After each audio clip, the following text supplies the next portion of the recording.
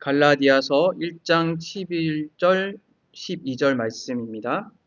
형제들아, 내가 너희에게 알게 하노니 내가 전한 복음은 사람의 뜻을 따라 된 것이 아니니라. 이는 내가 사람에게서 받은 것도 아니요 배운 것도 아니요 오직 예수 그리스도의 계시로 말미암은 것이라. 아멘.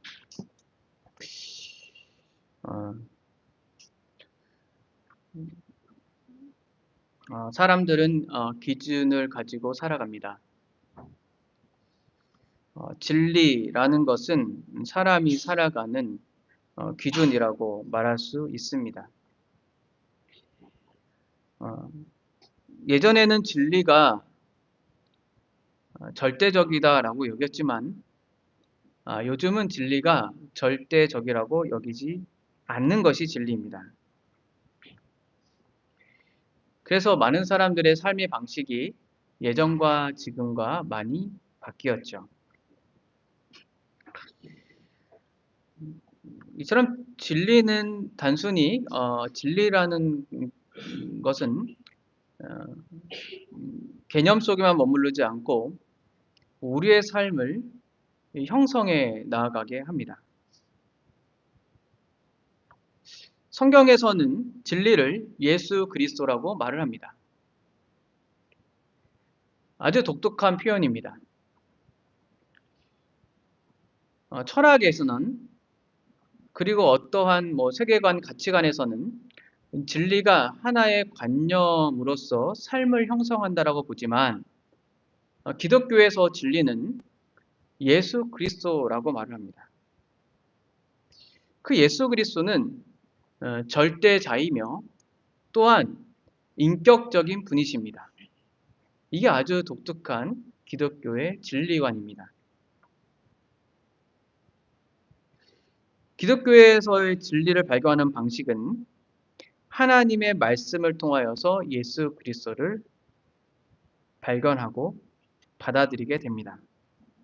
여기서 받아들인다라는 말은 믿는다라는 말로도 표현할 수 있습니다. 하나님의 말씀을 통하여서 예수 그리스도를 믿는 것은 예수 그리스도를 절대자이며 동시에 인격적인 분으로서 받아들이는 것이죠. 그게 기독교인의 진리가 되어서 삶을 형성하게 됩니다. 따라서 기독교에서 진리를 안다라는 것은 단순히 종교적 환상에 사로잡히는 것도 아니며 신비한 경험으로 비약하는 것도 아니고 기도로 도달하는 것도 아니며 하나님의 말씀을 믿음으로 받아들이는 것으로 주어진다라고 말할 수 있습니다. 우리가 오늘 살펴보는 내용의 이 갈라디아서를 쓴 바울은 이 진리를 받아들였고 이 복음의 진리를 받아들인 이 사건을 예수 그리스도의 계시를 받은 사건이라고 표현합니다. 바울은 예수님께서 이 땅에 계셨을 때 직접적으로 예수님을 만난 적이 없습니다. 바울은 다메섹 도상에서 부활하신 예수 그리스도를 만나는 경험을 하지요. 이 다메섹 도상에서 예수 그리스도를 만난 이 경험은 바울에게 있어서 획기적이고 놀라운 삶의 변화를 일으켰습니다. 그는 복음을 핍박하던 자에서 복음을 전하는 자가 되었습니다. 그리고 이 자신이 전하는 복음을 따라서 살아가는 사람이 되었죠. 바울은 복음을 전할 뿐만 아니라 복음을 가지고 살았던 사람입니다. 자신이 살아가는 삶을 전하였다라고 말할 수도 있는 것이죠.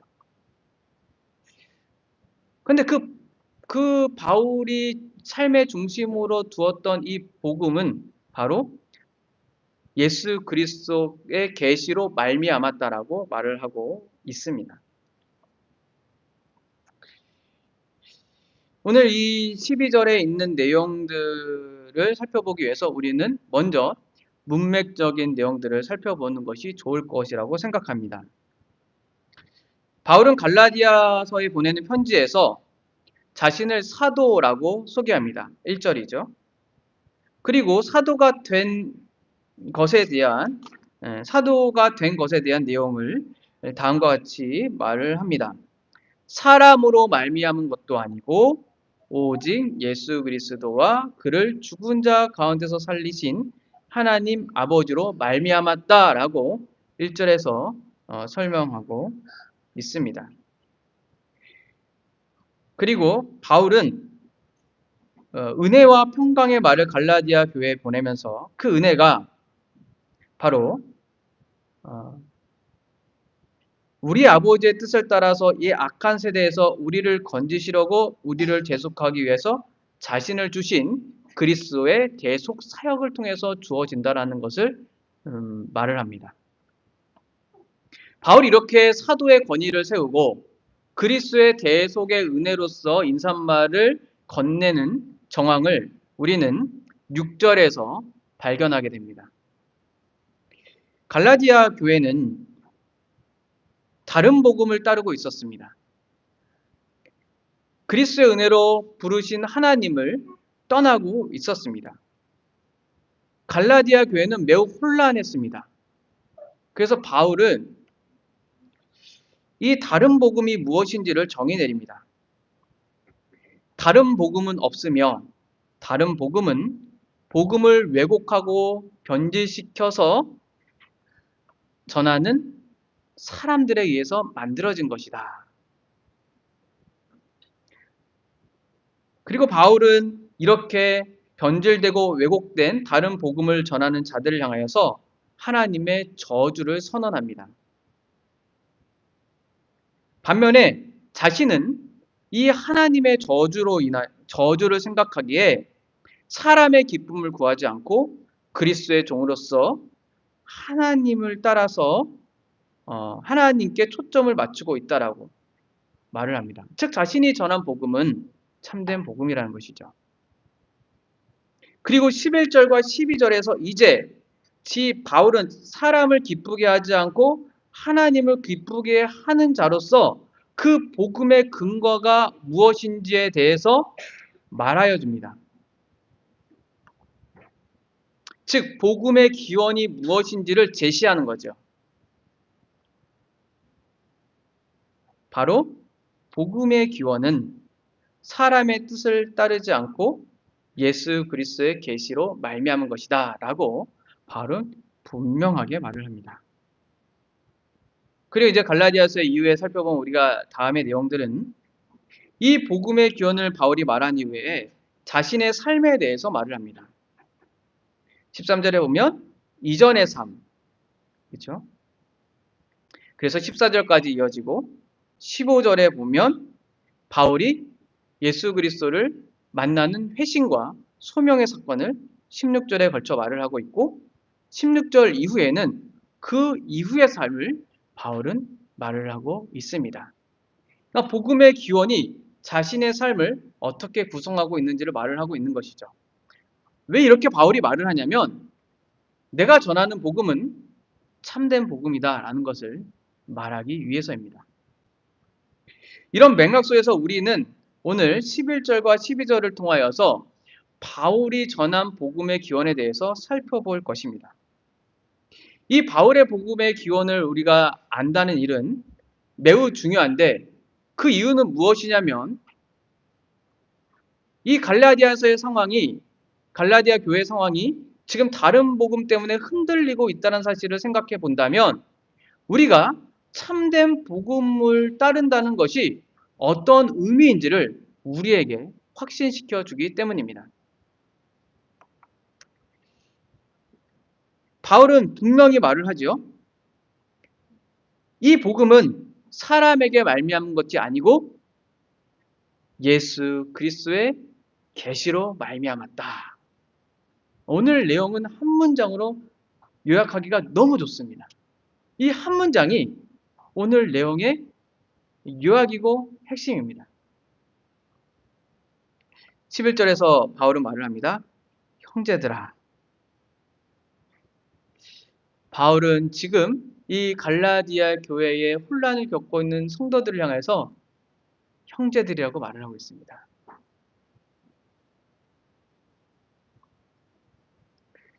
그리고 말을 합니다. 내가 너희에게 알게 한다. 바울은 지금 혼란을 겪고 있는 자신의 형제들에게 확인하고 싶은 것이 있었습니다. 바울은 그들이 모르는 상태에 있는 것을 원하지 않았습니다. 그들을 알게 하고 싶었습니다. 분명히 알게 하고 싶었습니다. 그것이 무엇입니까? 복음의 기원입니다. 바울은 이 복음의 기원에 대해서 분명하고 단호하게 말을 합니다. 내가 전하는 복음은 사람을 따르는 것이 아니다. 바울은 자신이 전한 복음이 인간적이지 않다라는 것을 확신했습니다. 인간의 권위에서 나오지 않다라는 것을 확신했습니다. 어떤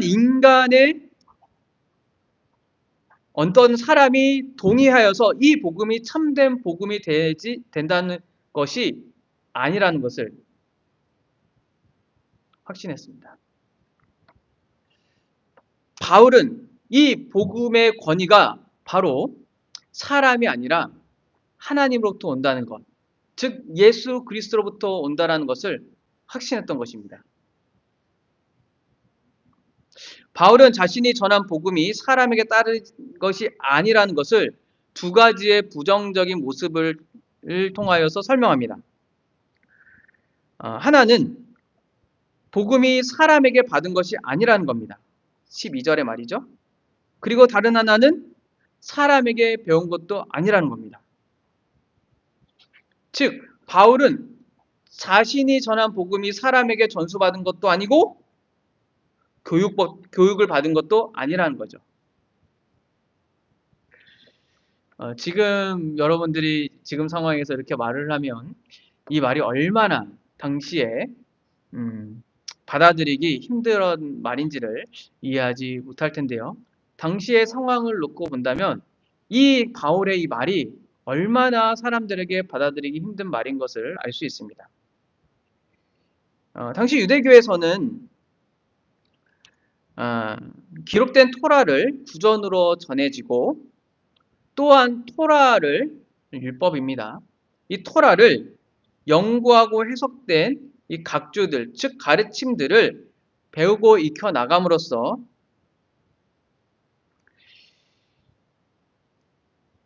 하나님을 알아갔습니다. 이 하나님을 알아간다라는 것은 그래서 그 사람이 말을 하고 있는 것들에 대한 신빙성이죠. 즉 증명이 된다라는 것은 두 가지에 대한 내용이 있어야 되는 거예요. 첫째는 뭐죠? 기록된 말씀에 대한 것이고 또 하나는 뭡니까? 여러 사람들이 이제 각지로 해서 가르침들을 통하여서 자신의 주장이 하나님의 말씀이라는 것을 증명해 내어야 했다라는 것이죠.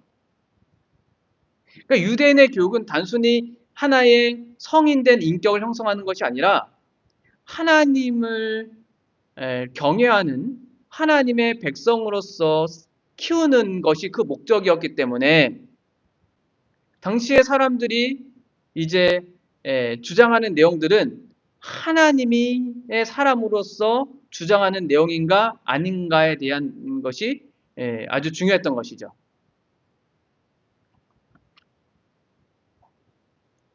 그러니까 바울이 전한 복음이 사람들에게 인정을 받기 위해서는 기록된 말씀뿐만 아니라 사람들에 의해서 구전으로 전해진 전수되어 있는 내용이 있거나 토라도 이제 구전으로 전승되잖아요. 또한 사람들에게 이 토라를 배우고 익힌 내용들이 들어가 있어야 했던 것이죠. 근데 바울은 나는 전수받지도 않고 교육받지도 않았다라고 말합니다. 내가 전하는 복음은 어떤 사람에게 전수받는 것도 아니고 어떤 사람에게 배움을 받는 것도 아니다. 그렇다면 바울의 말은 당시에 믿을만한 말이었을까요? 이 바울의 주장은 유대교의 정황 속에뿐만 아니라 당시에 교회를 구성하고 있는 사람들에게도 매우 황당한 말이 될 수도 있었습니다. 복음이 어디서 왔습니까?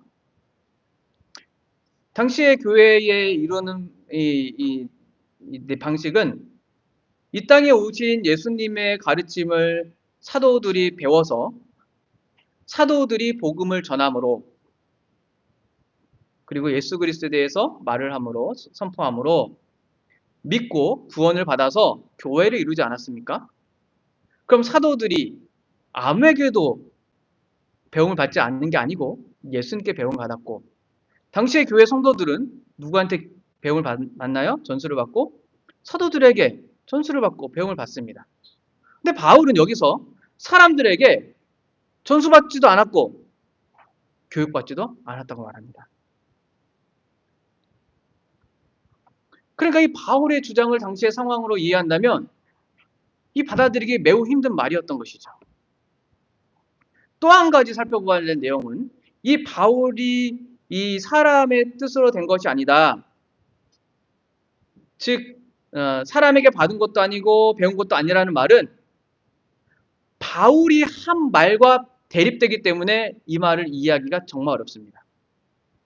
바울은 고린도 전서 15장에서 뭐라고 말을 하고 있습니까? 여러분 눈으로 보시죠. 15장에서 보면 바울이 이렇게 말을 합니다. 눈으로 따라서 보십시오. 형제들아, 내가 너희에게 전한 복음을 너희에게 알게 하노니 이는 너희가 받은 것이요 그 가운데 선 것이라.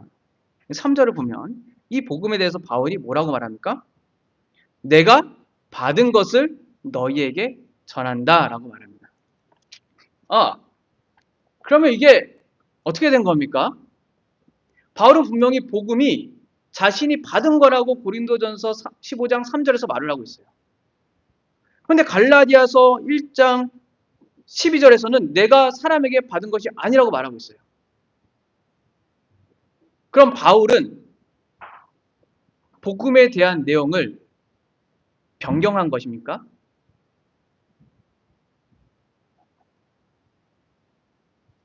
만약 갈라디아서가 처음에 쓰여졌다면 바울은 처음에 난 사람한테 받은 것이 아니다 라고 했는데 그 말이 사람들에게 먹혀들지 않으니까 그 주장을 바꾼 걸까요? 한번 생각해 보십시오. 아니라면 오늘 갈라디아서 1장 12절과 고린도전서 15장 3절은 어떻게 이해하면 좋을까요? 한 바울이 말한 말입니다. 한 사람이 말한 말입니다. 그런데 전혀 다른 말을 하고 있죠.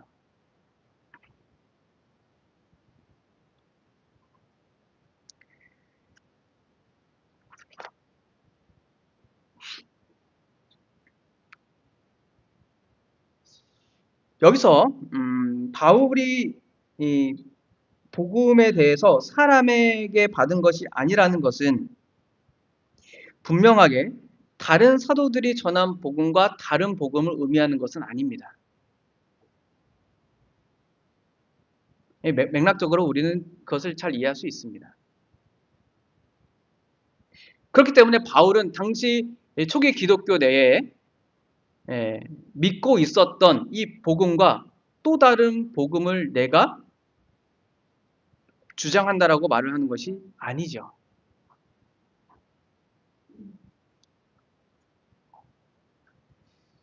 그러니까 예수님께서 제자들에게 전하고 사람들에게 전한 복음과 예수님의 사도들이 당시에 초대교회를 이루기 위해서 세우면서 전하였던 복음과 바울이 전한 복음은 같은 복음입니다. 다른 복음이 아니에요. 그 복음은 무엇입니까? 십자가에 죽으시고 부활하신 예수 그리스도입니다. 바울이 만약에 초대교회에 있었던 이 복음의 내용과 다르게 주장했다면 이후에 15절에 보면 15절이 아니라 17절에 보면 나보다 먼저 된 사도들을 만나러 갈 이유가 없었겠죠.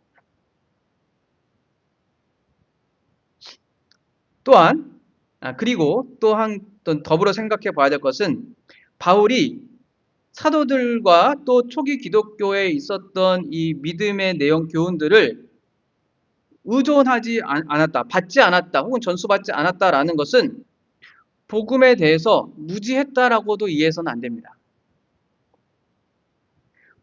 바울은 예수 그리스도를 믿고 있는 초대교회에 있는 신앙인들에 대해서 많은 것을 알고 있었습니다. 어떻게 그걸 알 수 있죠? 바울은 이 교회를 박해하러 다녔거든요. 이 말은 즉 당시의 초대교회 그리스도인들이 무엇을 믿고 있는지 확실히 알고 있었다는 말이에요. 무지하게 박해하지 않습니다. 유대인들이. 우리나라에서 이제 뭐 어떤 빌미를 잡아서 막 하는 것처럼 그렇게 생각하면 안 됩니다. 어떤 근거가 있어야 되지 박해를 하는 것이죠. 바울은 이 기독교가 믿고 있는 신앙의 교훈이 무엇인지를 알고 있었던 사람입니다.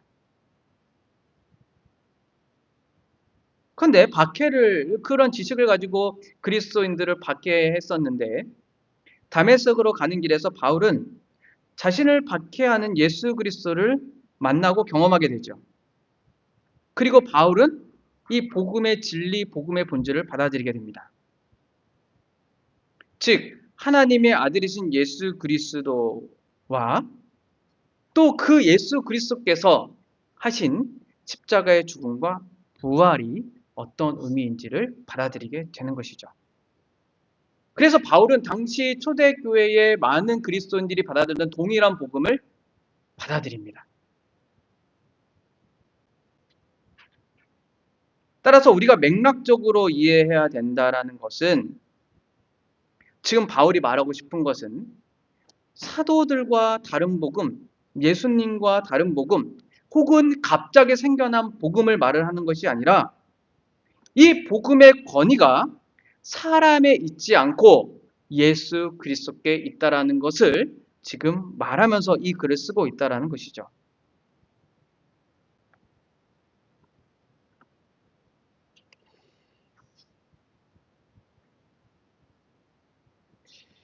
바울이 전한 복음은 사람들에 따른 것이 아닙니다. 라는 말은 이 복음은 사람에게 권위를 두고 있지 않다라는 말입니다. 우리에게 이걸 적용해 볼까요? 우리는 복음을 어떻게 듣게 됩니까? 사람을 통해서 듣게 됩니다. 하나님의 말씀을 읽으면서 듣게 되는 사람도 있지만 대체적으로는 복음을 전하는 사람이 있고 복음을 가르치는 사람이 있고 그 가르침과 전하고 가르치는 사람으로 인해서 우리는 복음을 받아들이게 됩니다. 이렇게 교회라고 말할 수도 있습니다. 어떤 사람이라도 말할 수 있습니다. 그런데 이 복음을 받아들였는데 이 복음을 받아들이면 사람들이 그 복음에 대한 권위를 대체적으로는 사람에 두지는 않습니다. 하나님께 두지요. 그렇게 배웠으니까요. 근데 문제는 여기서 생겨납니다. 다 그런지는 모르겠습니다만 사람들이 복음에 대한 믿음이 흔들릴 때는 복음을 전하고 있는 교회나 복음을 전하고 있는 사람이 복음에 합당하지 못하는 모습을 봤을 때 복음의 내용들을 흔들리게 됩니다. 예. 교회 여러 가지에 정직하지 않거나 거짓되거나 세상과도 못한 모습을 봤을 때 내가 믿는 복음이 정말 참된 복음인가? 라는 것을 질문하게 되죠. 혹은 내가 믿었던 사람이 도덕적으로 아주 타락한 것을 보게 됐을 때 정말 내가 믿는 복음은 참된 복음인가라는 의문을 들게 합니다. 이러한 상황 속에서 우리가 흔들리지 않는 방법은 바울의 말을 주의 깊게 듣는 것입니다.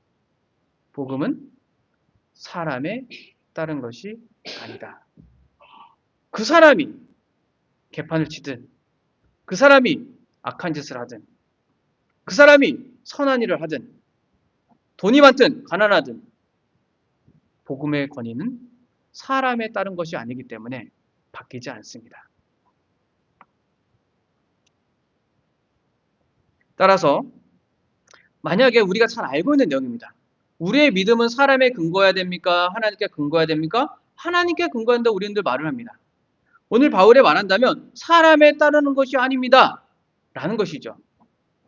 잘 알고 있는 내용입니다. 그러나 실제적으로 그러한 상황과 여건에 마주하면 대체적으로 사람들은 사람의 권위를 둡니다.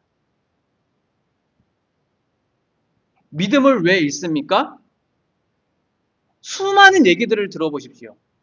예수를 믿고 있다가 교회를 떠난 사람의 수많은 이야기들은 복음 때문입니까? 아니면 복음이 아닌 복음을 전하거나 전하는 사람이거나 전하는 교회 때문입니까?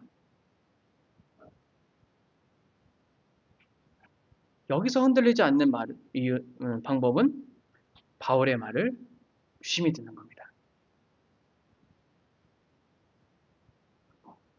내가 전하는 복음은, 그리고 우리가 받은 복음은 사람에 따른 것이 아닙니다.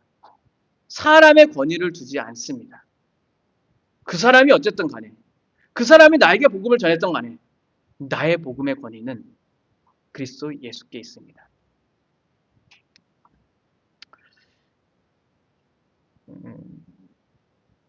제 얘기를 잠깐 하자면, 제가 예수를 믿고 나서 되게 따랐던 전도사님이 있었습니다. 근데 저는 그때 전도사님들이 옮겨 다니는지 몰랐어요.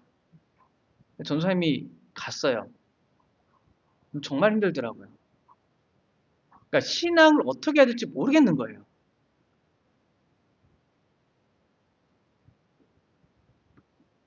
그러다가 나름대로 열심히 그냥 꾸역꾸역 했습니다. 무슨 말씀을 드리고 싶은 거냐면, 내가 사람을 의존하면서 복음을 믿고 교회를 다녔던 것이죠.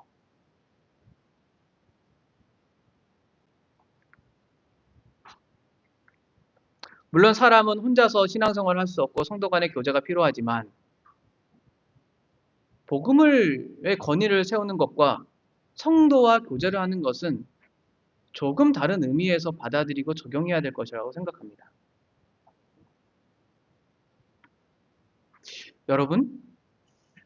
여러분의 신앙의 권위는 어디 있는지 다시 한번 물어보시기를 바랍니다. 바울은 복음의 기원이 사람이 아닌 바로 12절 후반부에서 오직이라고 말하죠. 예수 그리스도의 계시로 말미암았다라고 말을 합니다. 여기서 계시라는 말은 베일을 벗기다, 드러낸다라는 말입니다. 폭로한다라는 의미를 갖고 있죠. 바울은 앞서 말했듯이 다메섹 도상에서 예수 그리스도의 만남을 통하여서 알게 된 복음의 진리를 지금 예수 그리스도의 계시를 통하여서 주어진 것이라고 지금 말을 하고 있습니다. 그렇다면 예수 그리스도의 계시라는 표현은 어떤 의미일까요? 계시의 대상자가 예수 그리스도라는 말일까요? 아니면 계시를 주신 주체자가 예수 그리스도라는 말일까요? 여러분, 예수 그리스도의 계시라고 여러분이 말을 할 때 복음을, 예수 그리스도는 여기서 계시의 대상자입니까? 계시의 내용입니까? 아니면 계시를 주신 분입니까? 여러분이 믿고 있는 이 복음은 을 주신 분은 예수 그리스도세요? 아니면은 그 복음의 내용이 예수 그리스도세요? 네, 그렇게 해석할 수 있습니다. 둘로 해석할 수 있습니다. 의라는 말이잖아요. 의. 사도행전에 나온 다메섹 도상의 사건을 보면 바울에게 계시를 주신 분은 예수 그리스도였습니다. 예수 그리스도께서 나타나셔서 말씀하잖아요. 근데 고린도전서 15장 8절에 보면 바울은 그때 그리스도를 보았다라고 말을 합니다. 그리고 갈라디아서를 보면 그때 바울은 계시를 받았다고 합니다. 그 계시의 내용은 무엇이죠? 하나님의 아들이다. 그러면 어떻게 말할 수 있나요? 예수 그리스도께서는 바울에게 나타나셔서 계시를 주시고 그 계시의 내용으로서 하나님의 아들이라는 것을 바울에게 나타내셨습니다. 처음에 제가 한 질문에 따른다면 예수 그리스도의 계시는 어떻게 이해해야 합니까? 계시를 주신 주체자는 예수 그리스도이시며 계시의 내용도 예수 그리스도이십니다라고 말할 수 있는 것이죠. 그게 복음의 내용이에요. 그러니까 우리의 복음의 권위는 예수 그리스도께 있죠. 복음의 내용은 어디 있습니까? 예수 그리스도께 있죠.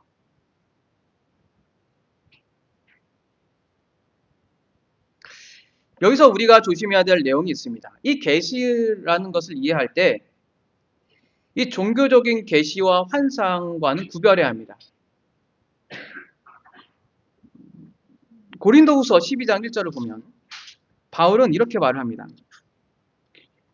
여러분도 한번 성경 찾을 수 있으면 찾아보십시오. 몇 장 안 넘기면 앞에 한 두세 장 넘기면 고린도후서 12장입니다. 무익하나마 내가 부득불 자랑하노니 주의 환상과 계시를 말하리라라고 말을 하면서 이 2절에 보면 아주 독특한 단어를 써요. 내가 그리스도 안에 있는 한 사람을 안다 이렇게 표현해요. 이 한 사람은 누굴까요? 바울이에요. 근데 바울은 이 주의 계시의 환상을 표현하면서 자신과 거리감 있게 말을 합니다. 그리고 7절에 보면 여러 계시를 받은 것이 지극히 크다라고 말을 합니다.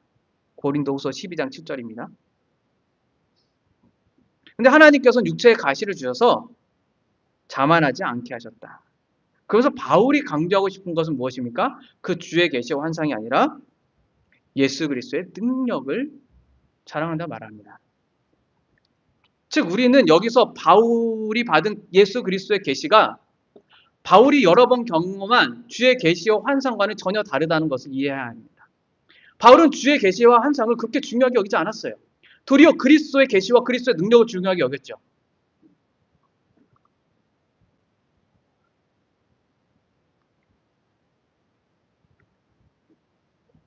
그러므로 우리가 여기서 예수 그리스도의 계시를 이 복음을 경험했다라고 했을 때는 이 환상과 어떤 신적인 이 계시적인 어떤 그 몽환적인 어떤 이것들을 강조하지 말아야 합니다.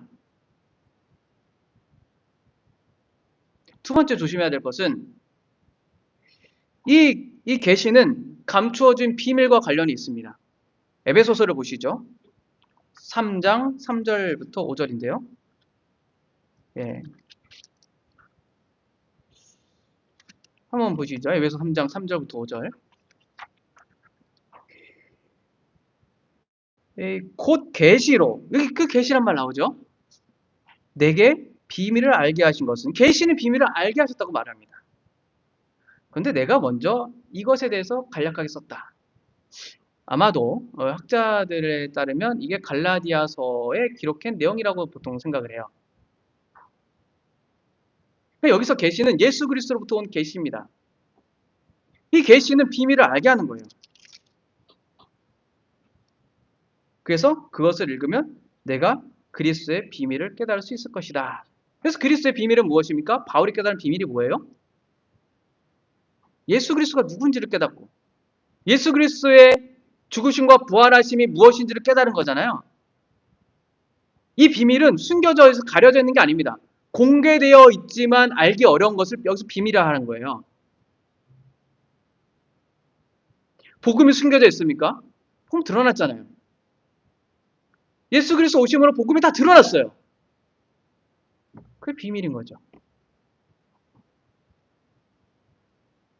그러니까 이 예수 그리스도의 계시는 비밀을 알게 한다고 할 때 뭐 숨겨져 있는 걸 들춰내는 게 아닙니다. 공개되어 있는 것을 우리에게 알려지는 거예요. 또 보십시다.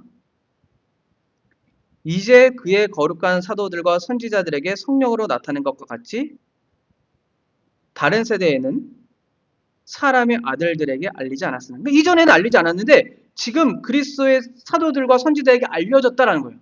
그러면 이 계시로 비밀을 드러낸 것은 사도들과 선지자들이 전한 것과 같다라는 거예요. 바울만 혼자 이 비밀적 계시를 받아든 게 아니죠.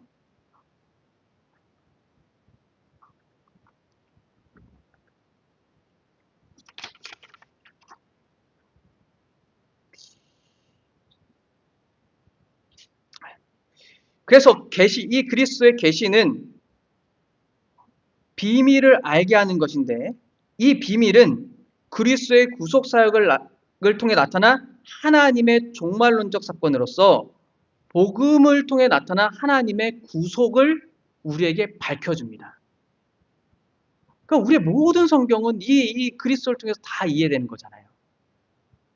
우리 어렸을 때 배웠을 때 구약 성경은 그리스도를 바라보고 있고 신약 성경은 그리스도를 말하고 그리스도를 해석하고 다시 오실 그리스도를 바라보게 한다. 이게 복음이잖아요.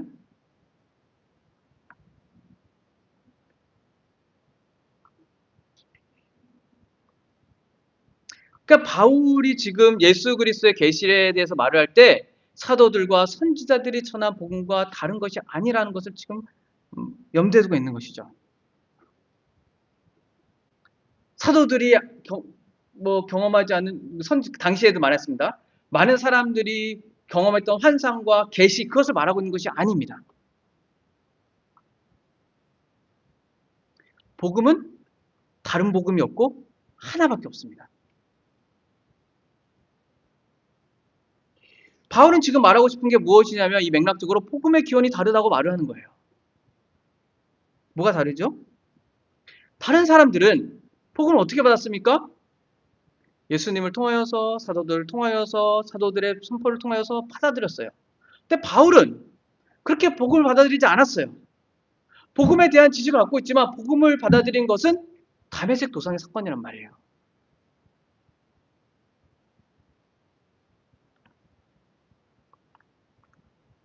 그러니까 바울의 복음이 다른 사람들과는 다르다라는 것을 바울의 복음의 기원이 다른 사람들과 좀 다르다라는 것을 지금 강조하고 있는 것이죠. 왜 이것을 지금 바울은 강조하고 있습니까? 너희도 나와 똑같은 경험을 해라? 그런 게 아니죠. 내가 전한 복음의 기원은 누구에게 있다고요? 사람에게 있지 않고 하나님, 예수 그리스도께 있다. 하나님께 있다라는 것을 말하기 위해서 이 얘기를 하는 거예요.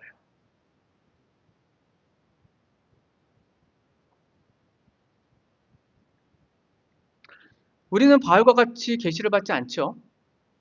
그리고 당시의 초대교회 사람들도 모두가 바울과 같이 계시를 받지 않았죠. 그냥 바울이 독특하게 그 계시의 경험을 하게 된 것이죠.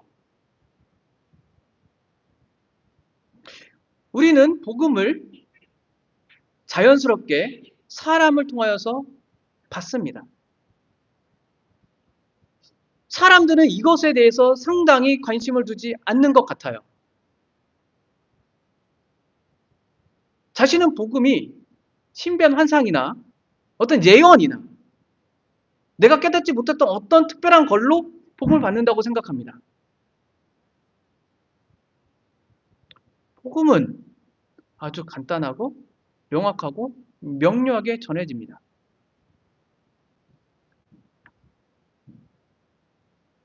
이 복음은 알려진 계시입니다. 우리에게 또 다른 계시는 없습니다. 우리가 믿는 웨스트민스터 신앙고백서 제1장 1조입니다. 읽어드리겠습니다. 주께서는 여러 때에 여러 가지 방식으로 자기 교회에 대해서 자기를 계시하시며 맞는 말이죠. 자신의 뜻을 선언하는 것을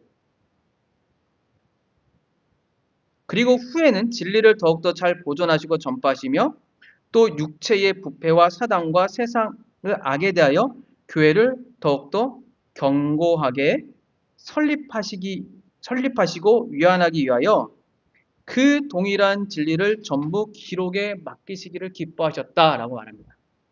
우리에게 있는 복음의 계시는 어디 있어요? 기록된 말씀 외에 찾을 수 없습니다.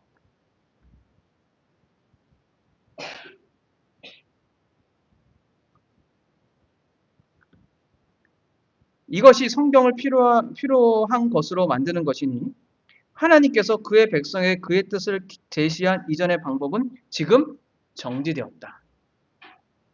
계시는 기록된 말씀 외에 전해지는 것이 없어요. 여러분 뭐 앞으로 예언한다 그 계시 아니에요.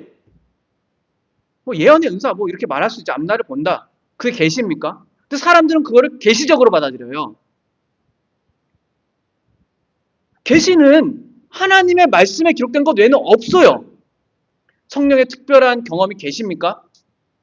신앙의 영적인 특별한 경험이 계십니까? 아니에요. 계시는 성경에 없습니다. 그런데 우리는 이 계시를 어떻게 받아들여요? 읽고 들음으로 받아들이죠. 대의리문답 155문 이렇게 질문합니다.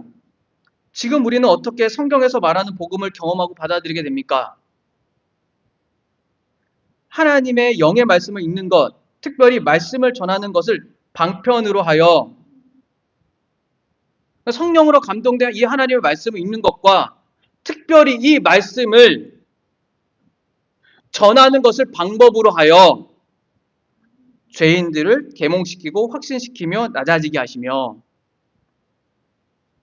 그들을 자기 자신들로부터 몰아내어 그리스도께 가까이 이끄시고 그들로 하여금 그의 형상을 본받게 하시며 그의 뜻에 복종하게 하시며 그들을 강건하게 하시며 시험과 부패에 빠지지 않게 하시며 그들을 은혜로 쌓아 올리어 구원에 이르는 믿음을 통하여 그들의 마음을 거룩함과 위로로 굳게 세우는 것이다.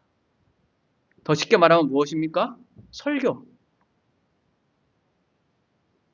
이 설교의 사건은 이 기록된 말씀이 계시로서 우리에게 전해지는 사건이라는 거예요.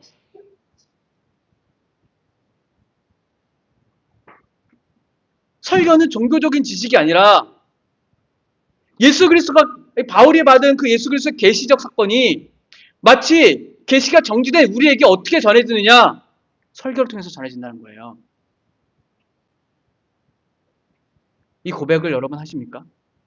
웨스트민스터 신앙고에서 대의리문답 155문의 기록입니다. 그 장로교인들이 고백하는 고백이에요.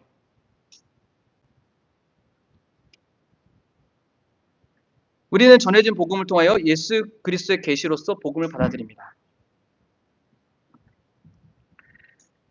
성도들은 바울 같은 경험을 하지 않습니다. 그러나 바울이 전했던 복음을 우리는 알아야 합니다. 바울은 분명히 말합니다. 내가 너희에게 알게 한다. 내가 너희에게 전한 복음은 사람에게 난 것이 아니고 예수 그리스도에게 난 것이다. 바울과 같은 경험을 하지 않더라도 우리는 알아야 됩니다. 우리가 받은 복음은 예수 그리스도의 계시로부터 말미암았다는 것을 알아야 한다라는 거예요.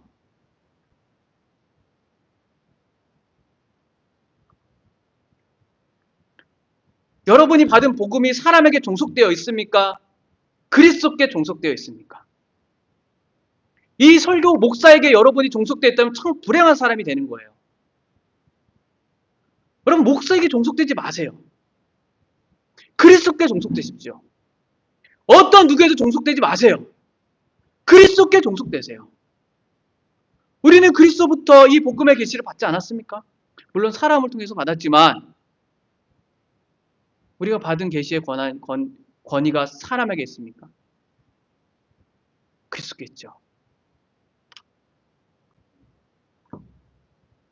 여러분, 이 설교에 전하는 이 말씀을 제가 늘 강조하는 이유는 하나님의 말씀을 묵상하시고 그 설교에 대해서 생각해 보십시오. 제가 누누이 말씀드려요. 적용보다 더 중요한 게 해석이고 해석보다 더 중요한 게 본문의 내용이다. 제가 누누이 강조하는 이유는 우리가 받아들인 복음은 말씀에 근거하기 때문에 그렇습니다.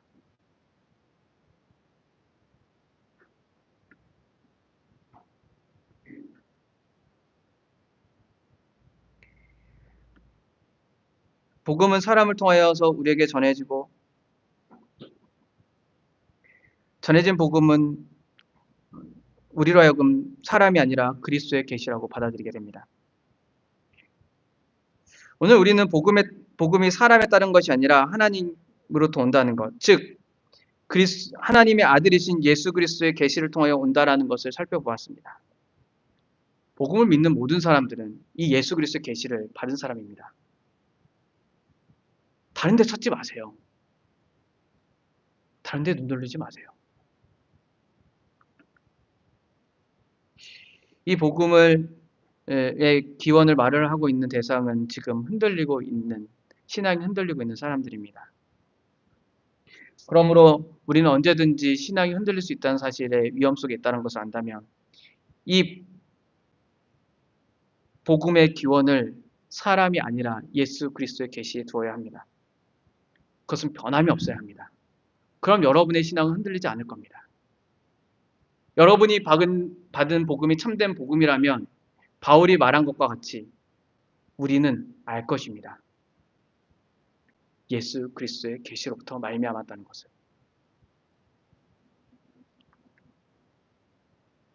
그 복음은 무엇입니까?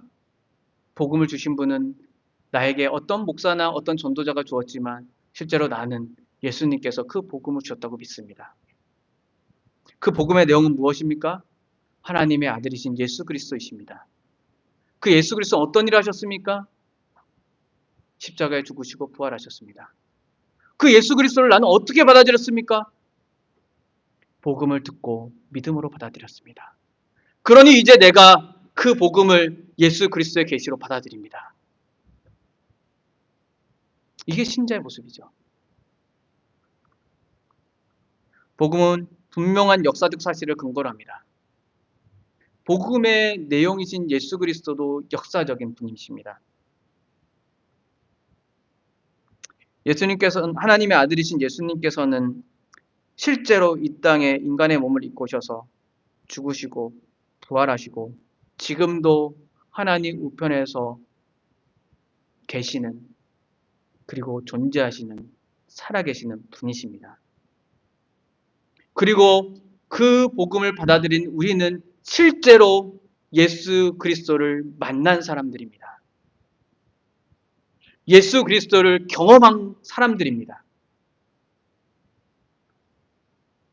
주의 환상과 신비한 종교적인 게 아니라 복음을 진짜로 믿음으로 받아들인 사람들은 예수 그리스도를 경험한 사람들입니다.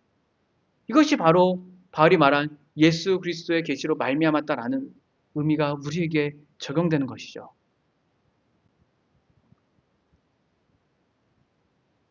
설교는 단순히 기독교의 지식을 전달하는 것이 아니죠. 교육도 아닙니다. 지식의 전달과 교육을 하는 내용들이 포함되어 있지만 이 설교 강단에서 주어지는 설교는 나의 지식을 채우고 기독교를 더 알아가는 것이 아니죠. 그러면 여러분이 지금부터 바꾸셔야 합니다.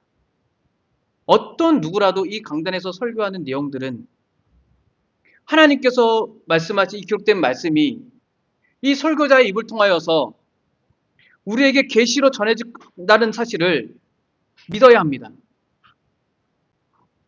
그거는 신앙적으로 경험하는 사건인 거예요. 학교에서 공부하는 그런 일들이 아니라고요. 그거는 이 순간에 이때에 일어나는 것입니다. 아무리 녹음해서 듣고 유튜브로 다시 돌려본다 해도 이 설교 때 지금 전해지는 이 하나님의 은혜들은 지나가면 경험할 수 없는 것이에요. 고유하고 독특한 것입니다.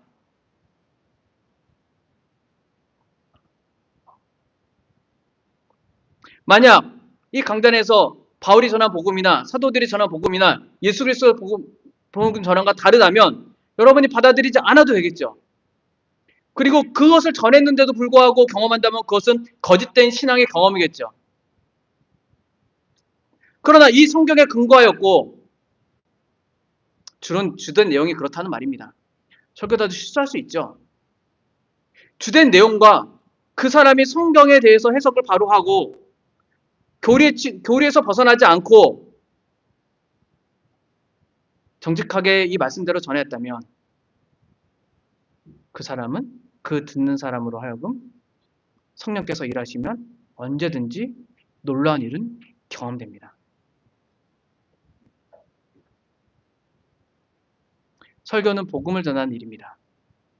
예수 그리스도를 알게 하고 예수 그리스도가 어떤 일을 하였고 그 예수 그리스도를 믿음을 강화시키거나 믿음을 갖게 하거나 하여서 이때에 하나님의 은혜와 하나님의 영광을 경험하는 것이죠.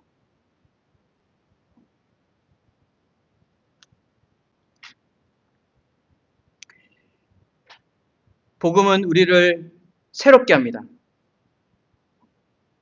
구원과 영생을 경험하게 합니다. 하나님을 바라보고 대면하게 합니다. 하나님의 아름다움을 받아들이게 합니다. 역사적 사실 가운데 일어났던 예수 그리스도의 복음은 지금 우리에게도 역사적인 사실로서 지금 경험되는 것입니다. 그리고 그 복음이 우리의 삶의 중심에 자리를 잡으면 우리는 비로소 복음으로서 살아갈 수 있는 삶을 살아가게 되는 것이죠.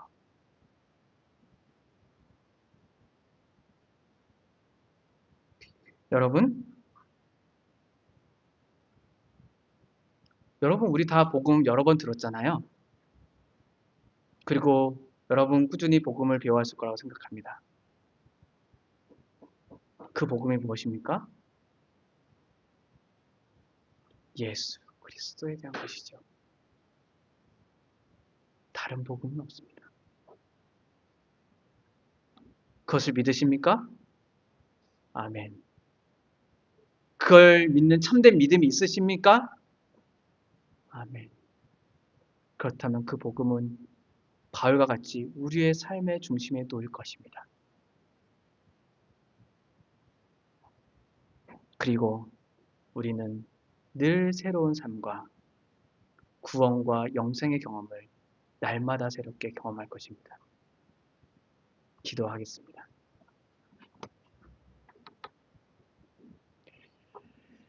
거룩하신 하나님,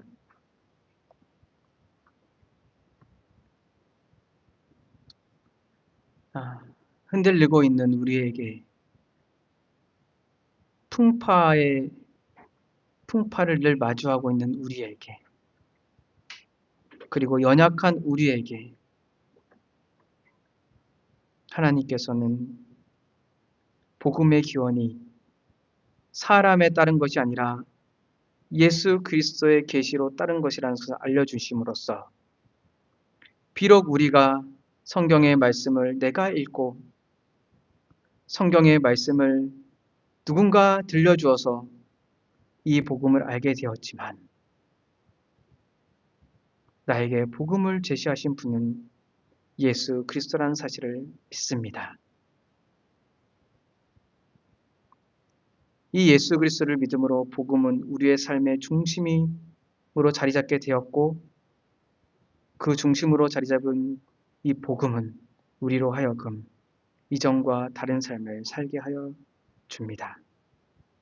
그 놀라운 하나님의 은혜에 감사를 드립니다. 우리가 이 복음에 서서 예수 그리스도의 계시된 이 복음에 서서 흔들리지 않도록 하여 주시옵소서. 예수 그리스도의 이름으로 기도합니다. 아멘.